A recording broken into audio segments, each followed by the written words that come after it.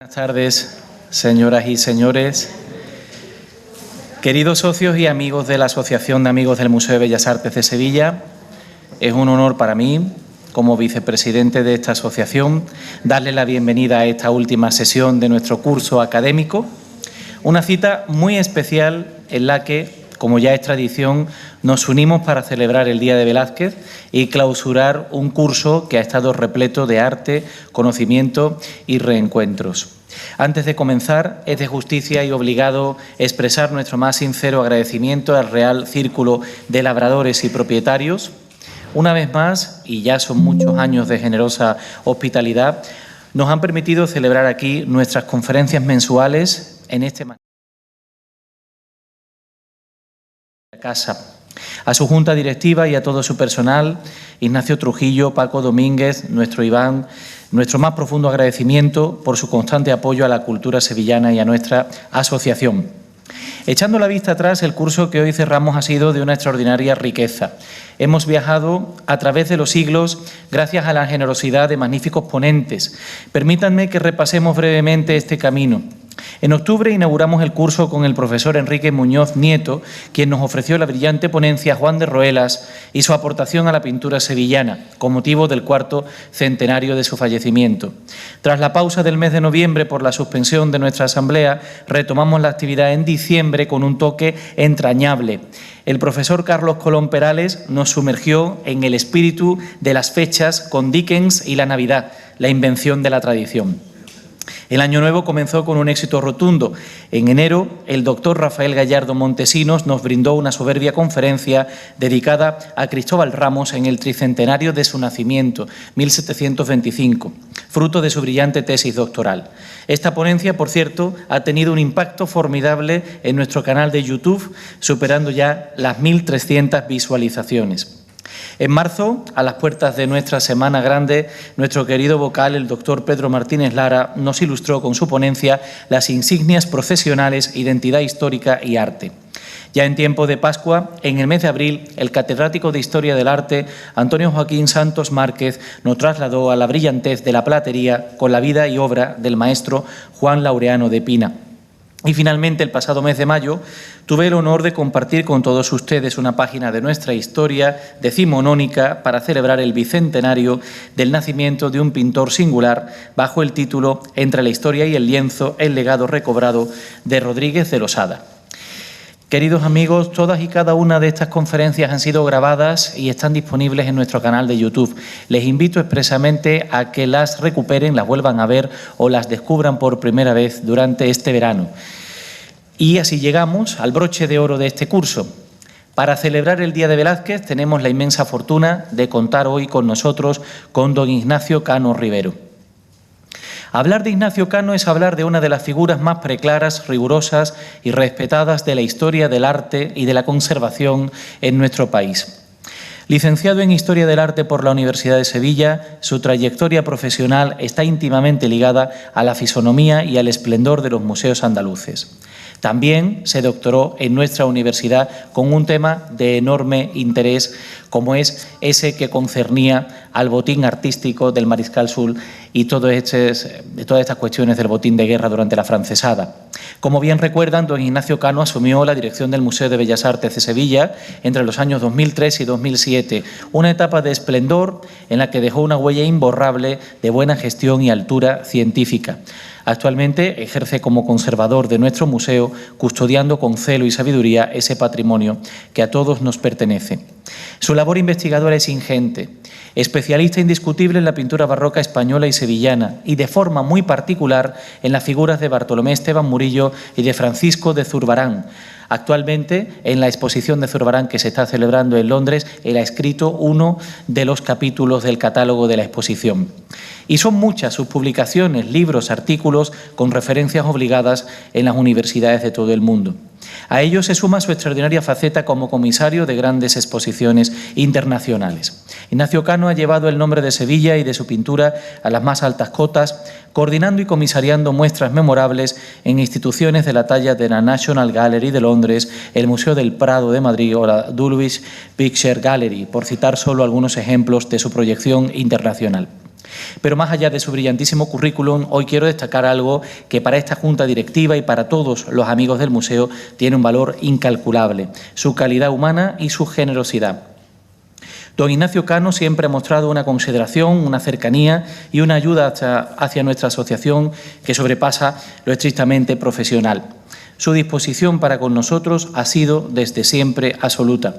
Su presencia hoy aquí no es solo un regalo para nosotros, es también el vivo reflejo de la estrecha vinculación, el diálogo fluido y el apoyo constante e incondicional que esta asociación mantiene y mantendrá siempre con el Museo de Bellas Artes de Sevilla. Una alianza fuerte que nos impulsa a seguir trabajando por y para nuestra pinacoteca.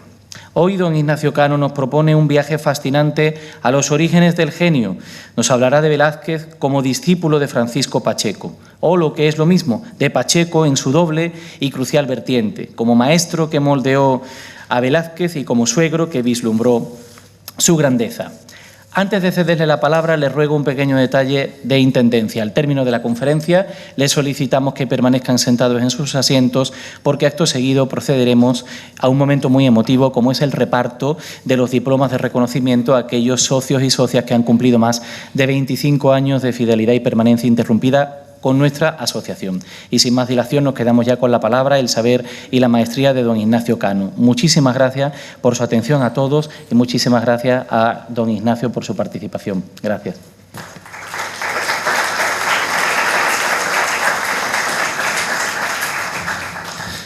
Bueno, y en primer lugar me gustaría agradecer a don Álvaro Cabeza la más que generosa presentación que ha hecho de mi persona, y con lo cual espero no decepcionar, ¿no?, después de estas palabras. También agradecer bueno, al presidente y a la directiva de la Asociación de Amigos del Museo su confianza, su generosidad. Y creo que, en efecto, siempre que he podido, pues he estado disponible para la asociación, ¿no?, sabiendo que es un motor esencial y fundamental del museo y de su inserción en la sociedad civil. Y por eso, bueno, pues me habéis tenido aquí, veo grandes amigos, ¿no?, de muchos años, con alegría, y bueno, me seguiréis teniendo. Bien, dichas estas palabras, me gustaría introducir el tema, ¿no? Ese día de Velázquez, pues lógicamente había que hablar de Velázquez, que yo creo que nunca se dice demasiado, ¿no? En fin, parafraseando también una expresión que se aplica en teología a otra cuestión. Pero, bueno, Velázquez es para Sevilla, Sevilla es para Velázquez, y en esa lucha estamos, ¿no? Y, en cierto modo, mi disertación viene a reforzar esta idea. O sea, el Velázquez que llega a ser el autor de Las Meninas, el que ocupa la cumbre de la historia del arte, de la historia de la pintura, con sus altibajos, ¿no? Pero tiene sus raíces, su fundamento en los años que pasa en Sevilla, en sus años de nacimiento, sus años, sobre todo, sus años de aprendizaje.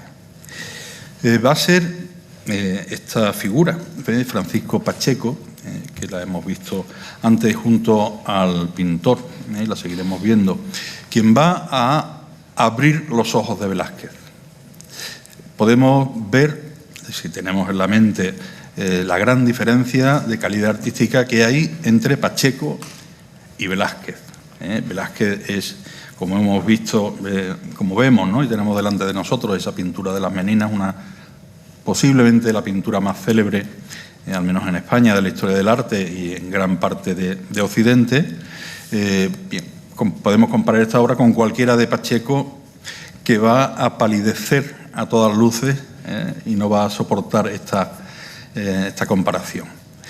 Bien, pues aún así, aún siendo incomparables Velázquez y Pacheco en cuanto a calidad, en cuanto a alcance técnico, en cuanto a agudeza de visión y descubrimiento de lo que es la historia de la pintura para sus contemporáneos y también las generaciones siguientes, la figura de Pacheco va a ser fundamental, esencial e irreemplazable para el desarrollo de Diego Velázquez como pintor.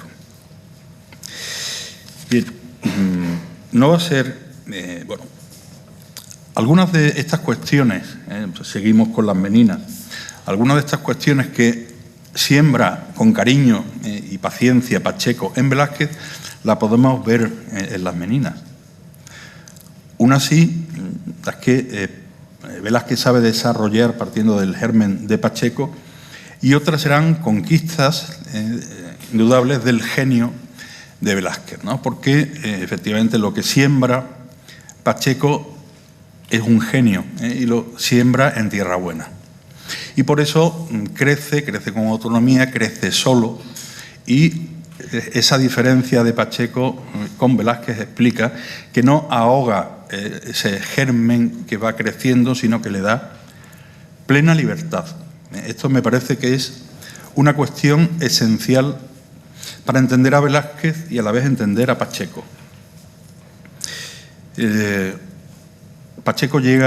Velázquez llega donde llega porque Pacheco se lo ha permitido. Pacheco ha sabido desde el principio de la cualidad técnica del pintor, del joven pintor, y lo que ha hecho ha sido ayudarle a desarrollar su genialidad y su capacidad, sabiendo abstenerse de imponer estilos, criterios, por supuesto temáticas, por supuesto la investigación en cuanto a novedades estilísticas o en cuanto a cuestiones técnicas.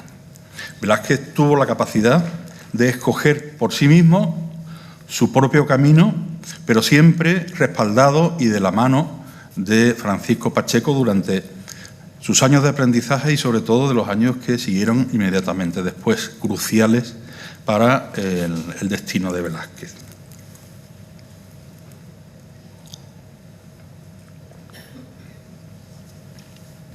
El interés que siembra Pacheco en Velázquez por el retrato lo vemos en este retrato colectivo, una de las obras cumbre de este tipo de retrato cortesano, de retrato familiar.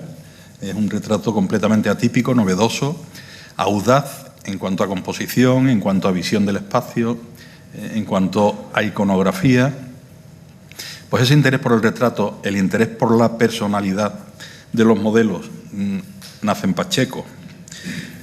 El naturalismo, ese tomar del natural, el interés por el natural, por captar las cosas, la naturaleza de las cosas, nace en Pacheco, se lo recomienda a Velázquez y es una de sus pautas de aprendizaje.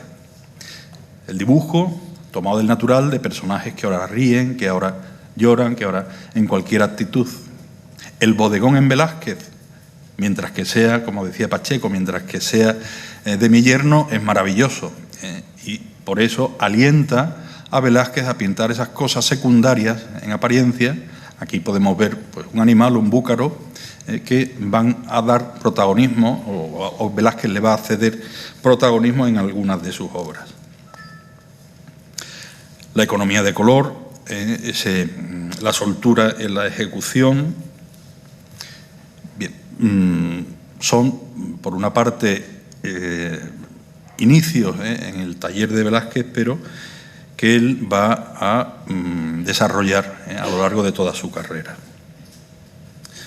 Esa propuesta del cuadro invertido, el cuadro dentro del cuadro que vemos en La mulata o que vemos en Cristo en casa de Marta y María, ya Velázquez desde muy pronto está jugando con una doble realidad que la vemos aquí también en las meninas, ¿no? El retrato del retratado. Los reyes son los que están viendo la escena reflejados en el espejo y somos nosotros entonces los que sustituimos a los retratados. En fin, que podíamos estar haciendo un juego de palabras y juego de realidades sobre quién mira a quién es contemplado y quién es el protagonista, ¿no? Esa ambivalencia, esa ambigüedad ya juega en las pinturas de Velázquez de la primera época, ¿no? Sobre todo en esas pinturas que contienen una segunda escena.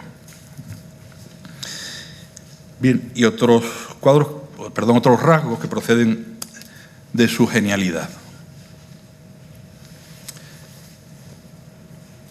La figura de Velázquez la conocemos muy bien, somos capaces de reconocer la figura de Velázquez, con su bigote, su nariz puntiaguda, su mirada un poco desafiante o bueno, que responde a su personalidad flemática, ¿no? Calmada y expectante. Mientras Pacheco conocemos solamente un autorretrato en una de las figuras que aparecen en ese juicio final que pinta para la iglesia del convento de Santa Isabel. Hay una reconstrucción fotográfica del cuadro actualmente en el Museo de Cáceres, en su sitio original. La altura de la pintura es de unos 3,80 metros y bueno, la figura de Pacheco, ese autorretrato de Pacheco que él mismo menciona, es prácticamente una figura inadvertida, ¿no? Es decir, Velázquez va a estar orgulloso de su imagen, de su figura, se va a retratar y se retrata con dignidad frente a Pacheco, que aunque cuidó el dibujo, cuidó el retrato, a sí mismo no se considera como sujeto para ser autorretratado. Bien, pues esa figura señera de Velázquez ve la luz en este mundo en una casa de la Morería, que hoy identificamos con esta casa natal de Velázquez, que es tan importante para nosotros y que bueno, estamos a la espera, ¿no?, de que cobre el relieve que realmente tiene para la cultura sevillana. Bien, el primer documento hace referencia a su bautismo, ¿no?, en la cercana iglesia de San Pedro. Hoy, esa calle de la Morería, esa casa natal de Velázquez, está separada de San Pedro por una plaza, aunque es un espacio vacío, pero que es un espacio abierto en el siglo XIX y XX. Es decir, que no había esa cercanía tan directa, ¿no?, como vemos hoy día, sino que sería a través de distintas callejuelas. Bien, es el mayor de 7 hermanos y solamente él se bautiza en la iglesia de San Pedro porque la familia se traslada pronto a otra vecindad, a otra parroquia que es cerca de la iglesia de San Vicente. Bien, casi todos los hermanos murieron jóvenes o murieron niños y bien, sus padres sí llegaron a adultos. Su padre es Juan Rodríguez de Silva y su madre Jerónima Velázquez, ¿no? Su madre muere en 1640 y su padre muere en 1647 con 70 años. Muchos años alejados, padres e hijos, puesto que Velázquez se va a la corte pronto, hacia 1625, y no se documenta ningún viaje a Sevilla. Su padre era notario de un tribunal eclesiástico, o sea, una figura asentada, posiblemente con cierto prestigio, acomodada, a lo mejor económicamente no, pero bueno, de ascendencia portuguesa.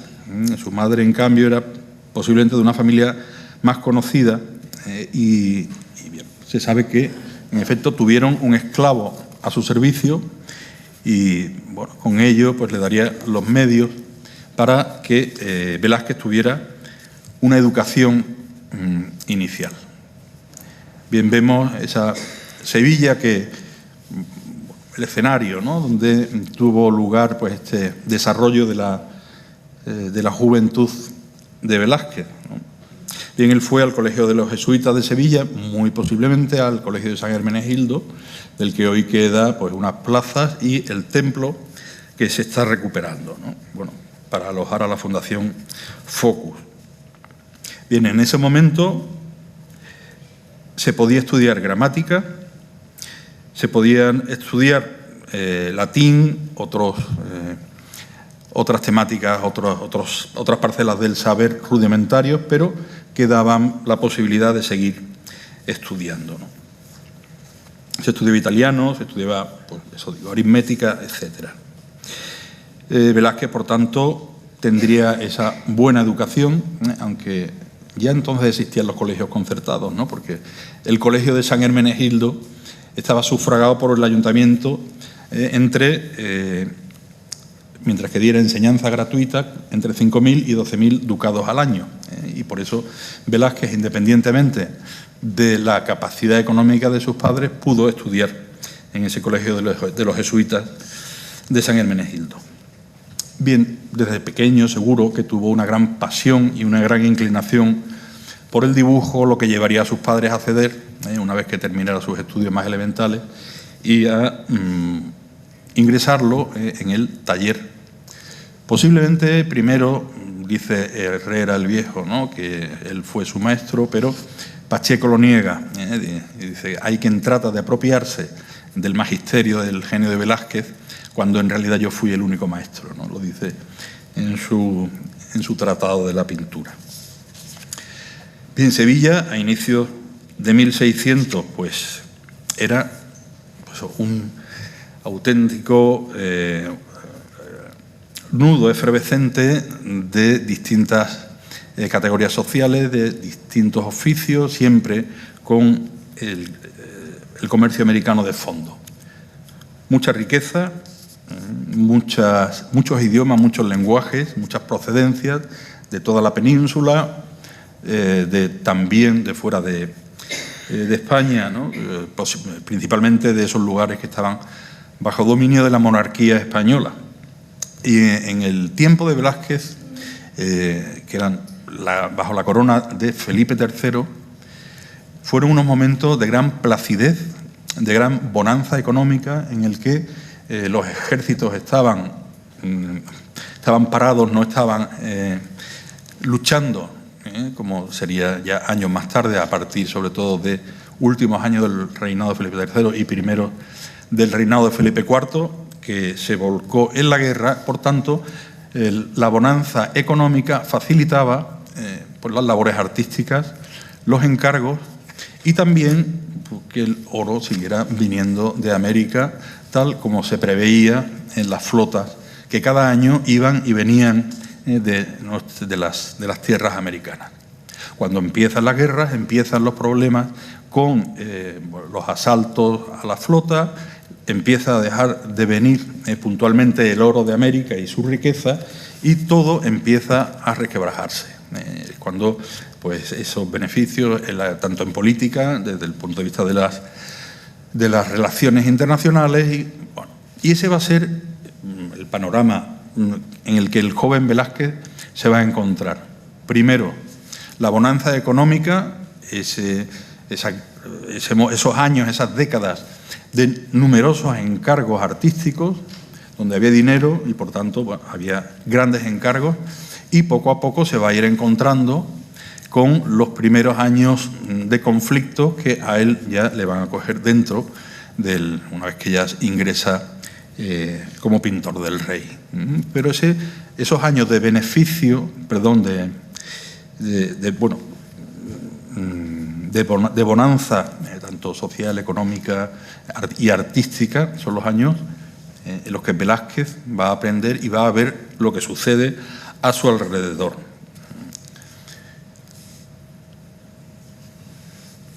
Bien, en esos años de bonanza es cuando se van a levantar, se van a pintar en años sucesivos, 1601, 3, 5, esos techos dedicados a asuntos mitológicos, pero con un enfoque humanista, que van a decorar los techos de la Casa de Arguijo, del salón principal de la Casa de Pilatos, del duque de Medinaceli, de Alcalá entonces, y también el salón principal del Palacio Arzobispal. Están pintados en Sarga, en este caso, y en Pilatos también, y ya digo, son temas clásicos, temas tomados de la mitología clásica, que van a ser traducidos a una visión cristiana, humanista, es decir, una traducción a la moral cristiana del humanismo, de la cultura clásica. Esto es un asunto importante porque no se va a producir un choque entre la cultura clásica y la cultura barroca, que está tan impulsada a obedecer todas las reglas, ¿no?, que se desprendan del concilio, etcétera, ¿no? O de lo que mande la Iglesia, pero bueno, esta cuestión o esta traducción moralizante de la mitología va a permitir que entren con pleno derecho pues estas figuras mitológicas, estas decoraciones de dioses del Olimpo que deciden sobre el hombre que ha caído pues en la edad del hierro y hay que castigarle. Bien, hablamos también del segundo techo de esta serie de la Casa de Pilato, en este caso realizado por Francisco Pacheco. Estamos en 1603, o sea, todavía no conoce Pacheco a Velázquez ni viceversa, pero esa siembra de esa valoración del mundo clásico que va a dar una amplitud y va a dar una perspectiva tanto de iconografía como de pensamiento en la Sevilla del momento, me parece que es un asunto importante. Bien, Francisco Pacheco nace en 1564 en Sanlúcar de Barrameda.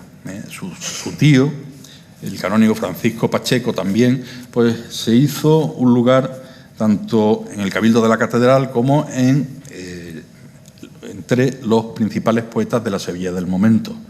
Hombre respetado, su tío también facilita que su sobrino Francisco Pacheco pues se le abra las puertas en la ciudad de Sevilla, en sus ámbitos culturales y también en sus ámbitos sociales.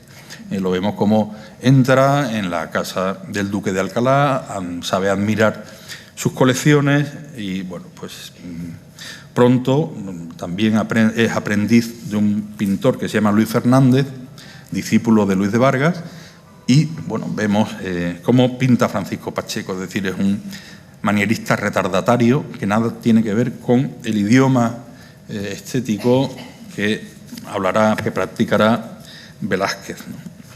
Ahora bien, sí es un teórico, tiene una magnífica, solidísima formación cultural y importa muchísimo más en Pacheco sus escritos, sus opiniones, incluso su dibujo, que la calidad de su pintura. Su pintura es, podemos decir, lo que sale de ese manierismo tardío y luego pues se desarrolla de una manera prácticamente lineal hasta que posiblemente por influencia de Velázquez haga unos tanteos, ¿no?, de una pintura mucho más naturalista, pero ya digo, de una manera un poco esporádica.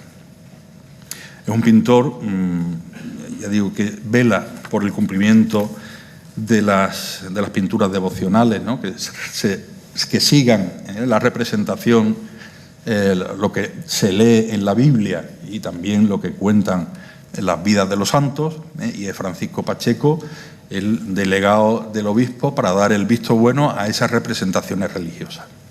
Es decir, Pacheco es una figura de peso también, al igual que su tío lo fue, en la diócesis de Sevilla, forma parte también de organismos como el gremio de pintores, no solo fue veedor, sino también miembro, ¿no?, de ese tribunal que aprobaba a los distintos artistas.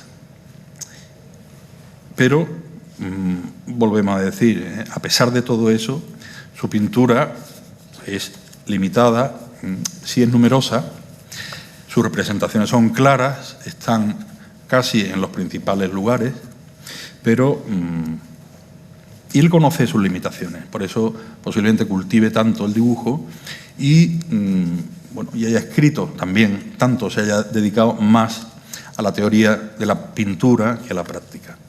Y en 1611 Pacheco quiere ir a Madrid, es consciente de que lo que ve en Sevilla no es suficiente. Igual que lee en los teóricos del arte del Renacimiento que el interés que tiene Italia, él también lo cuenta, le hubiera gustado ir a Italia, pero se tiene que quedar en Madrid. Por eso marcha a Madrid y es cuando conoce la pintura del Greco, va a conocer también todo lo que se ha realizado, todo lo que se ha ejecutado para el Escorial y va a ver, bueno, pues en esas dependencias de palacio, pues las pinturas muy posiblemente de de Tiziano, de los pintores venecianos que compusieron las colecciones del rey Felipe II y Felipe III. Es decir, Pacheco es un pintor ambicioso a la hora de formarse y a la hora de conocer.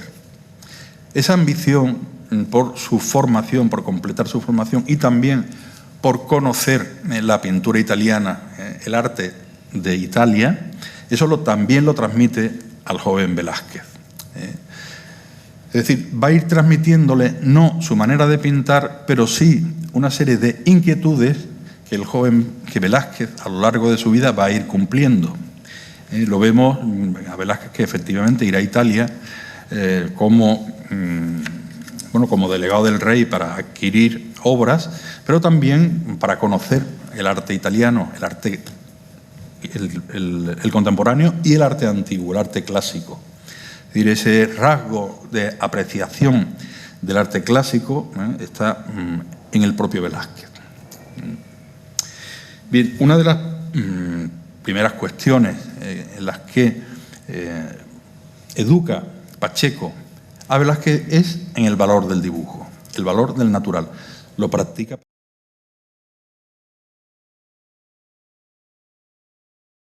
retratos, pero le va a obligar a Velázquez a eso mismo, ¿no? Y además lo dice de una manera muy clara, ¿no?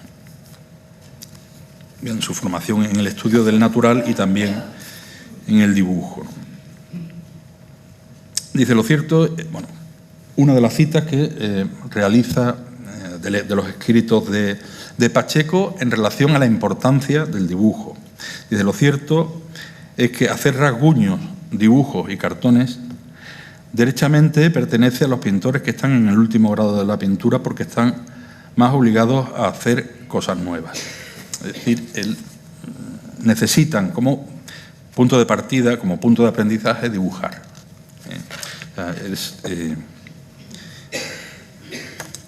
Bien, ahí vemos cómo efectivamente está ese dibujo del natural, que podía ser un personaje cercano, quizás su mujer, como se ha dicho alguna vez, y a la derecha unos personajes en distintas actitudes. Es casi un ejercicio, es verdad que es una escena de taberna de los primeros trabajos de Velázquez y se ven ese muestrario de expresiones que parece que es lo primero que Velázquez pretende mostrarnos, ¿no? Pues un ciego, un niño que se ríe, cómplice con el público, y el otro que mira hacia el otro, ¿no? El personaje que toca la vihuela. Bien, bien al fondo cuelga un cuadro y se adivina la unión entre dos planos, que es otra de las cuestiones que, digamos, es una laguna que hay en la formación de Velázquez. Y además es una ausencia, digamos, flagrante en su formación.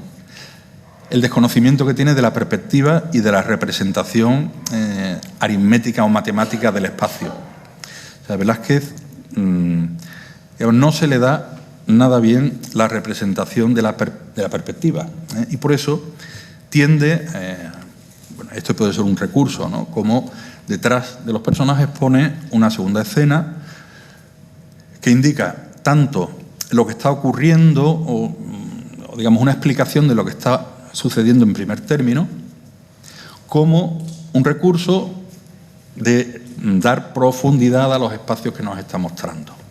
Es decir, el espacio es consecuencia del solapamiento de los elementos. No hay un método geométrico que ya utilizaban en Italia desde 200 años atrás, pero es el gran ausente en la pintura sevillana hasta la constitución de la academia llamada Academia de Murillo en 1660.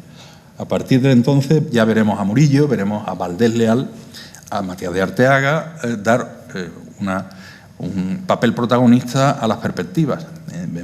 Recordamos esas perspectivas ilusorias manejadas con absoluta maestría de Valdés Leal, o a esos interiores, ¿no?, de iglesias o de patios en los que Matías de Arteaga va desarrollando una y otra vez sus distintas escenas, ¿no? Bien, pero en ese momento no hay una perspectiva y Velázquez no tiene, digamos, el instrumento ni las herramientas para desarrollar la perspectiva y por eso crea, digamos, unos modos, ¿no?, que sustituyen esa representación de la perspectiva aritmética. Bien, no cabe duda que, como decía Rodrigo, recoge Palomino, ¿no?, y decía Rodrigo Caro, era la casa de Pacheco, cárcel dorada del arte, academia y escuela de los mayores ingenios de Sevilla. Y así, Diego Velázquez vivía gustoso en el continuo ejercicio del dibujo, primer elemento de la pintura y puerta principal del arte. Es decir, ya constata por la crítica la importancia del dibujo en la formación de Velázquez, ¿no? Bien, Velázquez está esos 4 o 5 años, 5 años, como solían estar los aprendices con sus maestros, fue alojado en casa de Pacheco y, por tanto, pues, vería todo lo que sucedía delante de él. Velázquez era una esponja que sabía absorber todo lo que se presentaba delante de él y que antes o después va a demostrarlo. Bien, la vida social, la vida cultural, pues van a estar presentes en ese aprendizaje de Pacheco, no solo la docencia y no solo el ejercicio del dibujo.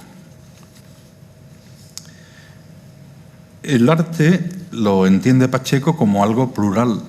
Pacheco no dice nunca esta es la manera, sino que dice Pacheco lo que el artista debe tener. Debe saber bien la teórica, así le llama, como fundamento sobre lo que se ejercita la práctica. Pero dice que cada artista debe escoger su estilo según su natural afición. Es decir, que respeta y entiende que el artista no siga su estilo al pie de la letra, como ya había dicho antes. Bien, y tener delante esos retratos, ¿no?, esos dibujos, va a dar lugar, como hemos estado viendo, a esos cuadros que lo que hacen es traer al lienzo lo que rodea al pintor, esos personajes a los que puede echar mano, que convierte en modelos, esa anciana, eso, posiblemente del servicio, ¿no?, de su casa o de la casa de su suegro o de alguna de las casas a las que él tenía acceso, ¿no? Es muy interesante ver el uso de la luz, que en Velázquez toma forma la auténtica novedad de la pintura sevillana de ese momento, ¿no? O sea, el uso que Velázquez hace de la luz, cómo la luz va a ser fundamental, igual que sucederá con Zurbarán pocos años después, pero en este sentido fue Velázquez el iniciador de este modo de entender la pintura. O sea, la luz modela, la luz es la que capta los límites y la luz es la que dibuja eso que para Pacheco era una línea en el aire. Ya Velázquez modela con la luz, siempre respetando, por supuesto, la línea, ¿no?, y respetando el dibujo como le había enseñado Pacheco. Poco a poco irá soltándose. Pero el protagonismo que tienen los personajes secundarios de la vida real y el protagonismo que da a esos elementos cotidianos, esas tazas, esos jarrones, la cacerola de latón, ese bolso de palma que está colgado de la pared, son elementos que vamos a ver también en otros cuadros de Velázquez en esa época, ¿no? Si recordamos La vieja friendo huevos, que después veremos, en la pared está ese bolso de palmito, ¿no? Esos cuencos del revés, pues también lo veremos en el cuadro de la escena de Apsley House, ¿no?, con esos dos personajes de espalda. Bien, pues esa cercanía también va a llevar a Velázquez a apreciar los modelos o a ver modelos en las personas que le rodean en las personas inmediatas en su familia, y vamos a ver esta Inmaculada de la Fundación Focus, cómo se aproxima a un personaje que va a utilizar también el propio Pacheco. Bien, ahí se constata una colaboración directa sobre el quehacer artístico de Velázquez con Pacheco, ¿no? No son muchas las coincidencias a la hora de realizar obras, pero vemos utilizar posiblemente esos cartones a los que antes hacía referencia. El Pacheco decía que el dibujo, los cartones, los patrones eran propios de los pintores que empezaban. Es decir, esa copia de elementos para pasar de un cuadro a otro. Aquí lo vemos entre el maestro y el discípulo. Bien, aquí vemos el perfil de otro cuadro que también relaciona el quehacer de Velázquez con Pacheco, ¿no? El cuadro también de la etapa sevillana. A la derecha, pues el de la Fundación Lázaro Galdiano. Interesante esta cuestión que había quedado, bueno, que no sé. Y esos personajes, ya digo, cercanos, esos personajes de la vida cotidiana de Velázquez, van a subirse al lienzo para aparecer como personajes sagrados, ¿no? Pues esta Inmaculada Niña, ese San Juan en Patmos, del que forma pareja, ¿no? Ambos en Londres. Vemos detrás de San Juan, detrás de la Inmaculada, pues esos personajes de su entorno. Esta adoración de los reyes del Museo del Prado, en ella Serrera, magistral Serrera, vio a la familia de Velázquez dentro de, o representando de una manera muy teatral los personajes de la niñez de Cristo, ¿no? La Virgen, el San José, los pastores, perdón, los reyes, ¿no?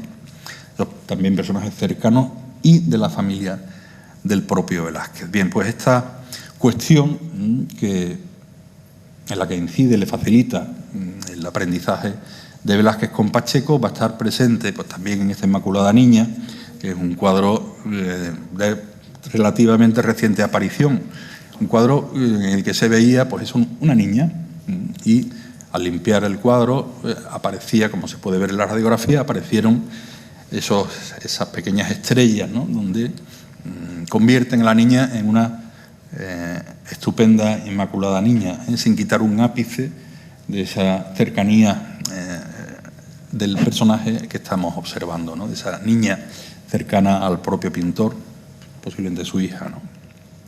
Lo mismo va a suceder a lo largo de toda su vida, es decir, el Velázquez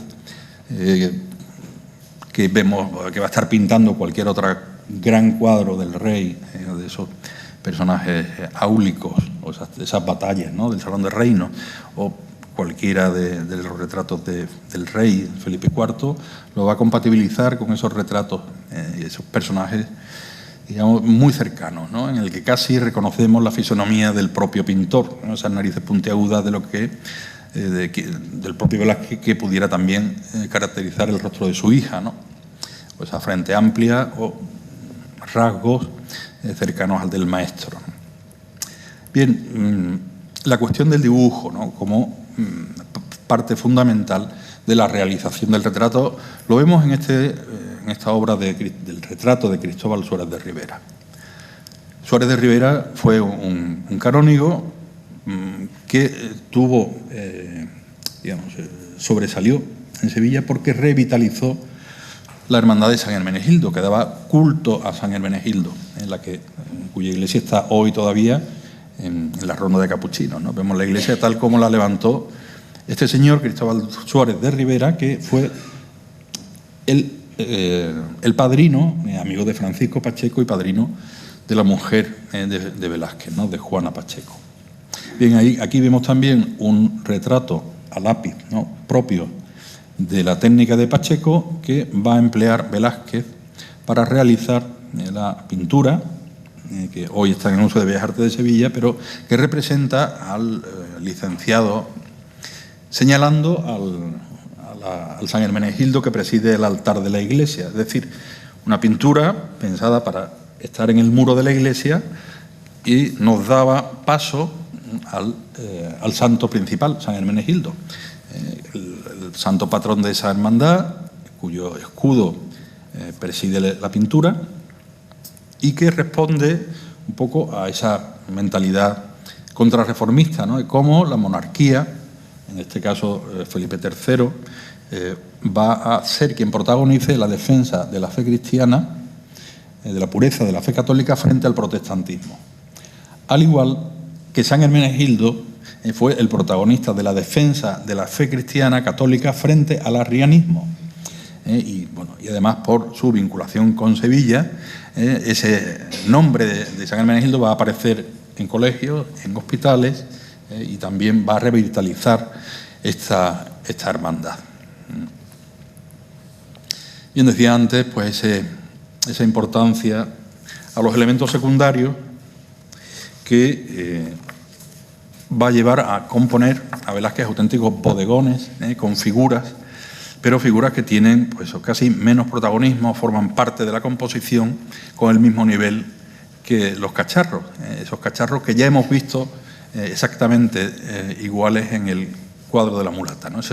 Ese pequeño montón de cuencos, ¿no? Lo vemos allí. Y luego, bueno, esa poesía, ¿no? De poner la naranja, poesía visual, ¿no? Podríamos llamarlo, de poner la naranja en la boca del cacharro, ¿no? De cerámica. Los bodegones, se hace una pregunta a sí mismo Pacheco en el Tratado de la Pintura. Los bodegones no se deben estimar, porque claro, en la mentalidad todavía renacentista de Pacheco, ¿no? Donde los grandes objetos y sujetos de la pintura eran dioses o una pintura sacra, bueno, el pintar bodegones era rebajarse, ¿no? A pintar una cuestión muy secundaria. Pero responde, no se deben estimar, y dice, claro que sí, si son pintados, dice, no se deben, vuelvo a repetir, los bodegones no se deben estimar, claro que sí, si son pintados como los pinta mi yerno, alzándose con esta parte sin dejar lugar a otro, y merecen estimación grandísima, pues con estos principios y los retratos halló la verdadera imitación del natural. Como, estamos viendo cómo Pacheco anima a Velázquez a pintar este tipo de obras. Yendo a esos personajes secundarios, mejor dicho, volviendo atrás a esos personajes secundarios, podemos leer este fragmento, ¿no? Que es, bueno, no me voy a ir tan atrás, no hace falta. Me quedo aquí. Con esta doctrina se crió mi yerno Diego Velázquez de Silva, siendo muchacho, el cual tenía cohechado un aldeanillo aprendiz, que le servía de modelo en diversas posturas y acciones, ya llorando, ya riendo, sin perdonar dificultad algunas. Hizo por él muchas cabezas al carbón y realce en papel azul y de otros muchos naturales con que granjeó la certeza en el retratar. Bien, estamos hablando del retrato que hemos visto, pero también del interés por el natural sin que nada se le escape. Y por la validez, el visto bueno que da su suegro, que no tiene empacho en hablar bien de su Diego Velázquez, ¿no? Con estas palabras. Bien, pues ahí está la formación de Diego Velázquez. Bien, sí. Y se plantea lo mismo que se planteó su suegro, su maestro, irse fuera, irse a Madrid, en este caso, ser pintor del rey, como había aspirado ser Pacheco en 1611, que él se marcha a la corte, igual que marchó a la corte Juan de Roelas en esos años para ser pintor del rey de la corte de Felipe III. Bien, Velázquez, una vez que alcanza esa formación, ese criterio, estamos viendo el aprecio por el retrato, el aprecio por lo cercano, su capacidad de trasladar y de transmitir con agudeza la realidad, el manejo de las luces, ese apego al mundo de Caravaggio, a la pintura napolitana. Todavía no ha venido Rivera a Sevilla, sino que se está viendo una pintura completamente relacionada con el mundo de Caravaggio muy pocos años después de Caravaggio. Bien, hay que cruzar el sur de España y llegar a Madrid, cosa que no era fácil. Además, ya estaba casado, debía trasladar un hogar y, bueno, hay un primer contacto en 1622 en el que quiere ir a ver el Escorial y posiblemente lo haga, pero de la mano de Juan de Fonseca, este personaje al que retratará a la izquierda, al que retratará al poco de llegar a Madrid. Ahora una pintura en el Museo de Detroit, posiblemente una persona pues eso, ¿no?, aquejada de alguna dolencia, de algún tipo que le lleva a tener esos hombros, ¿no?, tan altos en el retrato. Bien, era sumiller de la corte y en esta ocasión, gracias a Juan de Fonseca, va a retratar a Góngora. Y aunque intentó retratar a los reyes, no lo consigue. Siempre está de fondo el papel y la figura del conde duque de Olivares. Es decir, era el momento del conde duque de Olivares en Madrid. Era el valido del rey, de un jovencísimo Felipe IV, y todos van a saber quién es el conde duque, y a través del conde duque y su influencia se va a poder conseguir las cosas en la corte. Fonseca era uno de esos conocidos y de esa influencia del conde duque de Olivares, ¿no?, a través de la cual, bueno, pues llega la figura del joven Velázquez a Madrid, ¿no?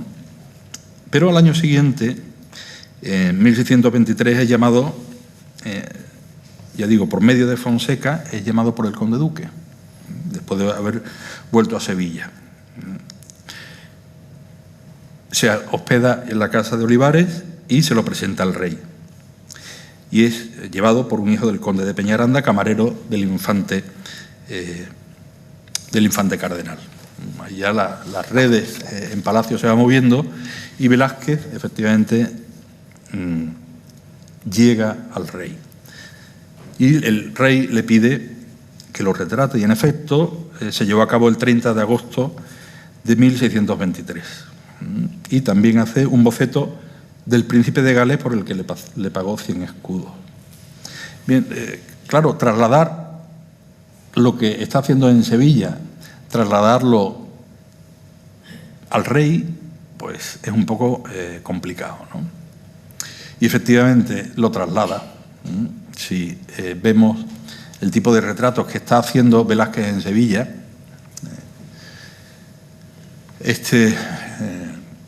doña Jerónima de la Fuente, que además tiene su réplica, o sea, son dos retratos, ¿no? Vemos la ausencia, de perspectiva, y únicamente traza una línea horizontal para distinguir los dos planos, igual que hace con Cristóbal Suárez de Rivera, y es lo mismo que va a hacer con el rey. Cuida el dibujo. Estamos hablando del retrato de la izquierda, el de la derecha es un retrato unos años posterior, pero lo muestro para ver cómo continúa Velázquez con el ancla puesto en su periodo sevillano. Bien, este magnífico en castaño y plata de la National Gallery de Londres, ¿no? Bien, pues se mueve en las raíces de Jerónima de la Fuente. Y este grupo, ¿no?, de campesinos que se mofan de una manera un poco teatral del personaje que los preside, pues nos lleva a acordarnos, ¿no?, de cómo Velázquez tiene la capacidad, aquí todavía no ha ido a Italia, igual que hizo Pacheco, de dar carta de naturaleza de lo cotidiano a esos temas mitológicos de una manera completamente original e incluso desafiante, ¿no? Ese joven gordito y blanco es el dios Baco, y están ahí jugando, mofándose, se están coronando con hojas de vid, y es una imagen, elabora una composición, una manera de entender la mitología, digamos, que tiene su origen en Sevilla, en ese humanismo que es capaz de de que hagan convivir tanto en lo cotidiano con y también esa contención que va a mostrar Velázquez a lo largo de su carrera en los personajes lo vamos a ver también en un barroco sevillano muy temprano, que es, por una parte, como ya decía, la pintura de Pacheco y también en la escultura de Martínez Montañés. El arte que se está viendo en Sevilla en estos años es un arte equilibrado, contenido, en la que el mundo clásico no ha terminado de desaparecer y sigue siendo referente. Esos canon lisípeos, ¿no?, de este Cristo de la Clemencia, esa delgadez, esa elegancia, esa, ya digo, esa falta de tánatos, ¿no?, sino se queda más bien en el etos, se queda en el sentimiento contenido y no expulsado hacia afuera. Eso lo hereda Velázquez, ¿no? Lo hereda Velázquez de todo este momento que está viviendo, ¿no? Y es el mismo que también podemos ver en esa interpretación del Cristo crucificado que hace Francisco Pacheco y que bueno, es también inicio, ¿no?, de lo que va a desarrollar ya de una manera mucho más interesante, más importante Velázquez. Pero no cabe duda que este modo de entender la representación de la crucifixión tiene su origen en Francisco Pacheco y en el ambiente del barroco sevillano de la época. Esa contención que es capaz de superar el magisterio de Rubens, que se va a encontrar con Velázquez en Madrid, y en cambio no sucumbe al movimiento, a la expresividad, al barroco pleno de Rubens, sino que va a continuar el camino del equilibrio, de la contención, del recuerdo o la referencia al mundo clásico. Bien, y es Francisco Pacheco el que lo pone los fundamentos, ¿no?, en su teoría, ¿no?, en su libro, del que no me voy a extender, pero en el que da, tanto desde el punto de vista teórico como de la teoría del arte, como la historia de la pintura, como del modo en el que se deben representar las imágenes y también la otra gran aportación de Francisco Pacheco y su interacción, donde manifiesta su interacción con Velázquez, va a ser en el libro de retratos. De todos ellos, de todos los retratos, son cerca del centenar, hay 4 retratos que me gustaría destacar. ¿Por qué? Son retratos de pintores que incluye Francisco Pacheco en esa recopilación de retratos de sevillanos ilustres. Van vestidos con gola o vestidos con su traje talar y son, bueno, pues Jáuregui, Juan de Oviedo, Luis de Vargas. Son artistas reconocidos por su valía y por su hacer. No son artesanos. Ahí está esa reivindicación de la dignidad del oficio de pintor que en ese momento está reclamando, por ejemplo, el Greco a través de su retrato de Jorge Manuel, ¿no?, que va tocado con su gola rizada y está exhibiendo, ¿no?, la paleta y el pincel como si fuera un arma. Lo cogen con mucho garbo.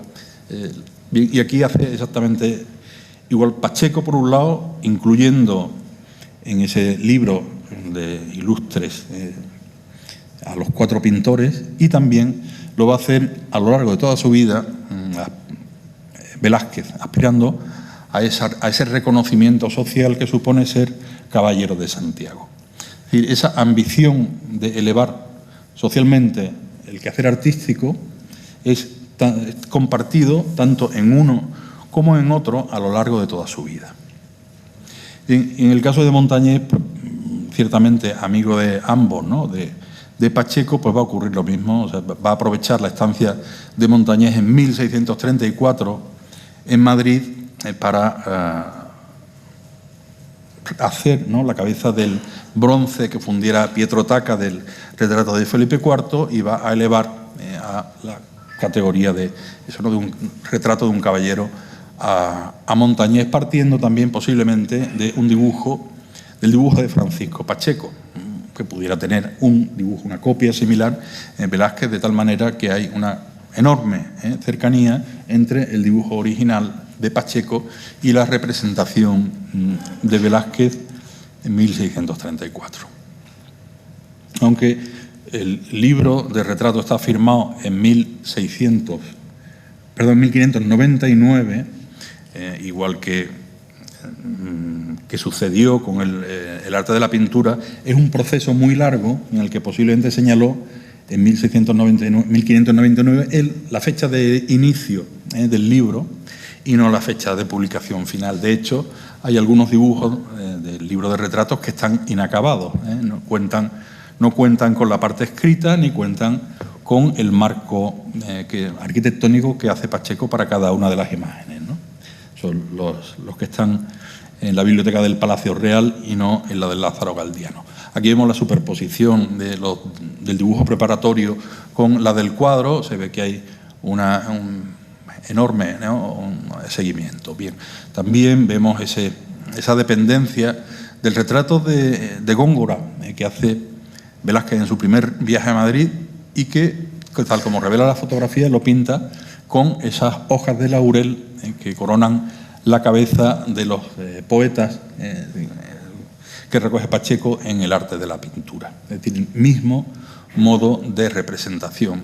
También se ha querido ver esa cercanía entre este personaje, ¿no?, Miguel del Cid, que va a aparecer debajo, a los pies de la Inmaculada, que es representada por Pacheco en 1619, es decir, cuando Velázquez está ejerciendo ya el arte de la pintura con pleno derecho, o sea, una vez habiendo terminado Y lo que sí podemos ver es una gran diferencia entre la representación de Vázquez de Leca a la derecha y la representación de Miguel del Cid a la izquierda. El naturalismo, ese alcance psicológico del personaje frente a ese retrato más tosco de Vázquez de Leca. Bien, esa posible año de colaboración entre uno y otro, ¿no? Lo que sí es indudable es que lo que va a suceder al final es que va a ser el propio Velázquez el que va a influir sobre Pacheco. Va a ser, en cierto modo, un efecto reflejo, porque Pacheco va a ir abandonando esa pintura seca e inexpresiva para, sobre todo en los retratos, recoger ese naturalismo que impone Velázquez a lo suyo.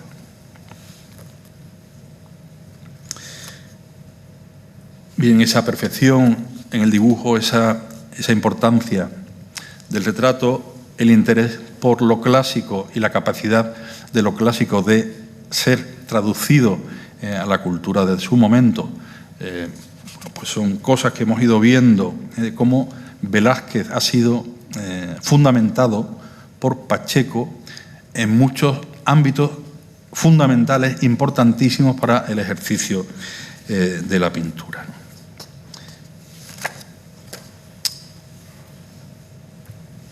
Bien, hay aspectos técnicos en los que no vamos a entrar, que Velázquez, lógicamente, va a tener que seguir la cocina de su maestro, ¿no? Una vez que llegue a Madrid, pues cambiará la manera de pintar, pero la preparación, el uso de la tela de mantelillo, pues va a ser seguido por Velázquez, ¿no? Efectivamente, en ese sentido, Pacheco sí que es un auténtico maestro y un fenómeno completamente excepcional a la hora de construir la materialidad de la pintura, la composición del soporte, la elección del soporte, elección de los tejidos, el modo de hacer los aparejos de la pintura, tanto los pigmentos como la preparación, dónde escoger la mejor arcilla, el limo del Guadalquivir, que va a dar a la pintura una suavidad, ¿no? Esa preparación y una consistencia que el paso del tiempo va a respetar, ¿no? Bien, hemos visto esa figura y vemos finalmente esta pintura, bueno, donde se puede ver todo eso, ¿no? el aprecio de lo cercano, tanto de los objetos, que ya veremos más tarde en Zurbarán, pero es Velázquez el primero que lo practica con absoluta delicadeza y sensibilidad. Se ven ahí los distintos materiales, la cerámica, el barro, el latón, incluso bueno, se refleja también algunos rasgos etnográficos, ¿no? O, bueno, pues o de la alimentación, ¿no? Ese melón, hay gente que le llama por melón de Navidad, ¿no? O ese melón que se cuelga, ¿no? Y se come como una conserva, el huevo frito. Esa es la manera de cocinar, ¿no? Bien, y volvemos a ver ese elemento del almirez y también de esa bolsa, ¿no? De ese bolso de palma con el paño colgado encima.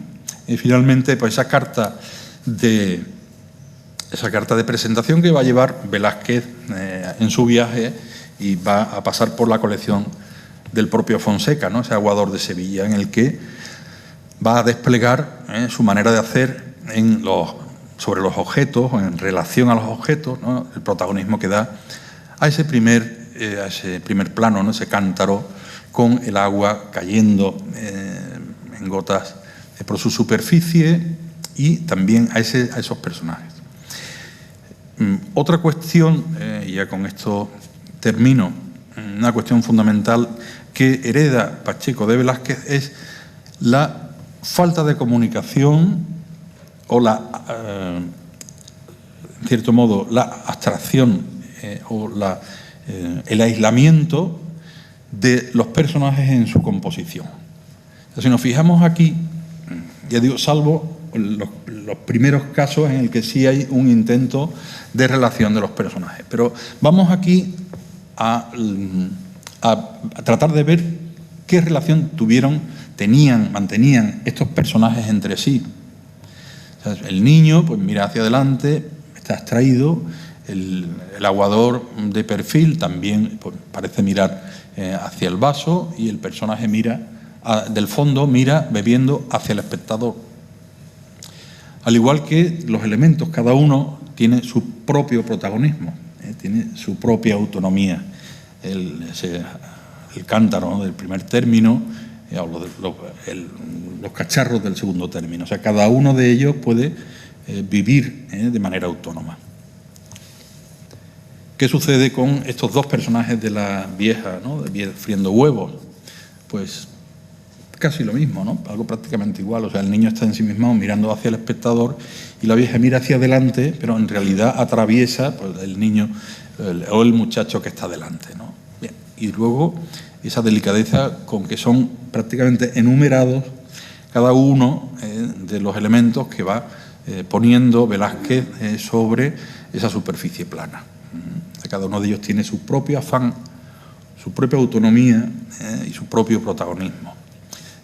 No vamos a ver todavía el Velázquez sevillano, esa capacidad que va a desarrollar en Madrid, en la que los personajes se van a interrelacionar entre sí, como ya veremos o hemos visto, mejor dicho, en esa pintura de los borrachos de Velázquez, o los llamados borrachos de Velázquez, en los que ya se da una unidad narrativa y una unidad también de sentimientos entre todos los personajes que participan de la pintura. En la etapa sevillana, Velázquez no tiene o simplemente no quiere, mostrar esa unidad narrativa, esa unidad de sentimiento colectivo de los personajes. Bien, y espero pues les haya podido entretener e informar de algo más. Muchísimas gracias.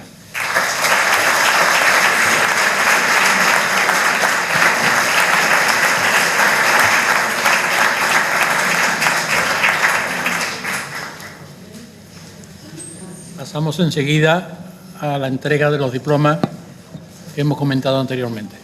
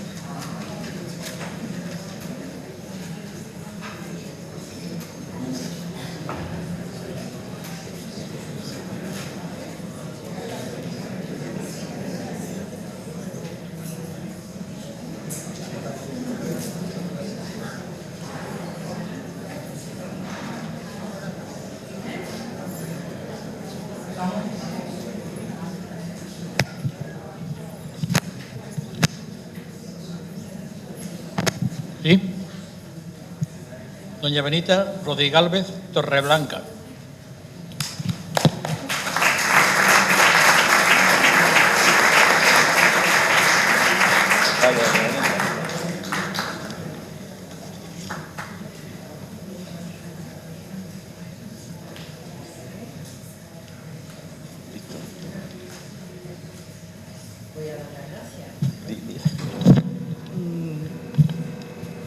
Quiero dar las gracias a este reconocimiento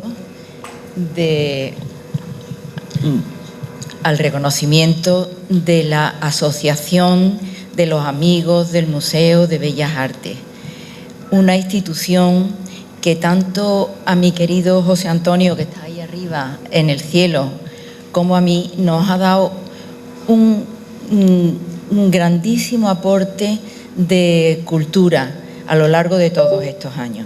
También quiero agradecer a la Junta Directiva actual por su denodado trabajo altruista, que nos proporciona cada día objetivos nuevos y con más interés.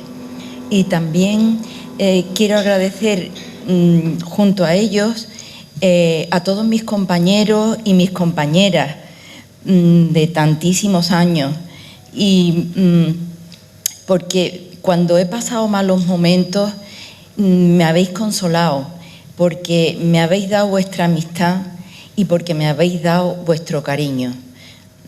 Sois mi familia, os quiero. Muchas gracias. Muchas gracias.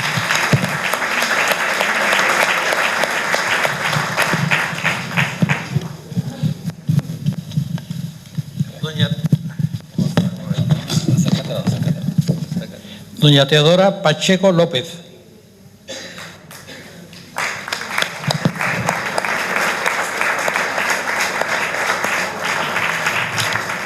Ahí va.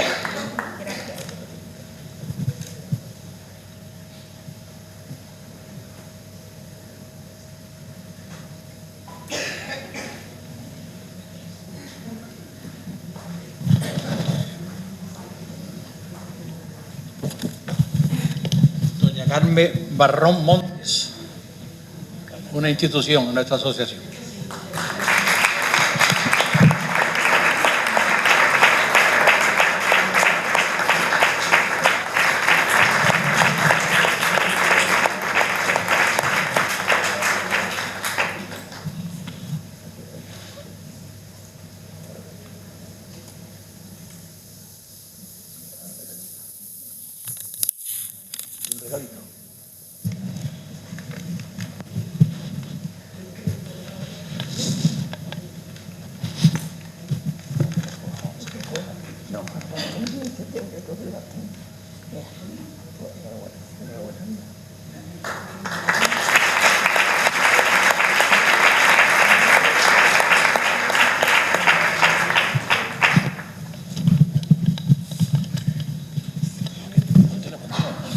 Viene otra persona muy entrañable, doña Isabel Gómez González, hija de don Emilio Gómez Piñol y coautora del libro sobre El Salvador.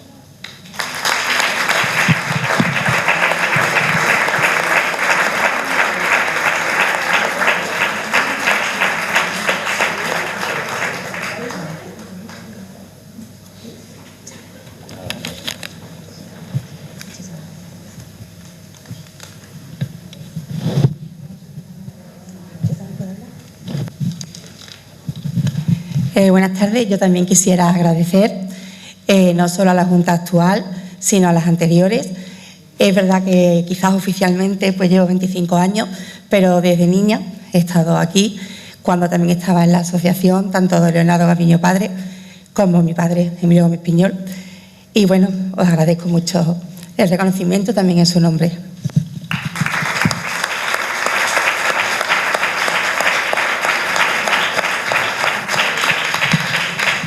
Acabamos aquí el acto de hoy y el curso. Ya hasta septiembre no volveremos. No obstante, queda pendiente el próximo día 21 la conferencia sobre el pintor José Arpa en el museo. Y nosotros os damos Junta Directiva, os damos las gracias por vuestra colaboración y vuestra presencia y vuestro interés por todas las cosas que estamos haciendo, ¿no? Así da gusto trabajar.